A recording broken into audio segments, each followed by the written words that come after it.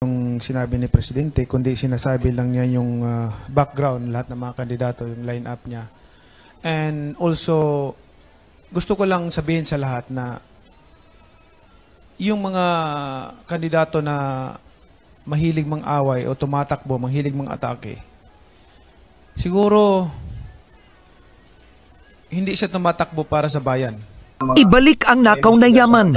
Yan ang sagot ni Senator Manny Pacquiao sa pagtakbo ni dating Senator Bongbong Marcos sa pagkapangulo. Ayoko kasing manira pero yung issue ng yaman na hawak ng mga Marcoses ay kung ano man yung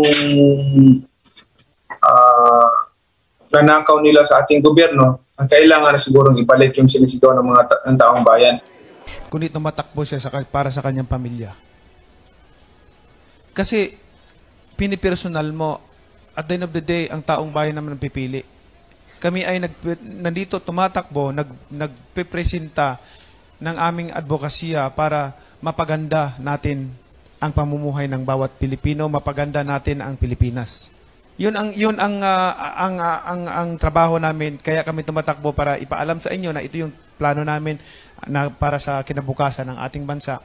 Hindi namin kailangan awayin yung kalaban namin o sino yung tumatakbo dyan. Dahil hindi naman kami magkalaban, kundi nagrepresenta kami ng maganda naming programa para sa tao. At the end of the day, ang tao ang pipili. Ngayon, kung may mga tao na palaway, may mga kandidato na palaway, mag-isip-isip tayo kasi sigurado ako, yan, maniwala kayo sa akin. Sa isyu naman ng estate tax na hindi pa nababayaran ng pamilyang Marcos, sinabi ni Pacquiao na ito'y dapat maging warning sa mga nagpaplanong iboto si Marcos. Pag hindi sila nagbayad ng tax, siguro naman ang taong bayan mautak.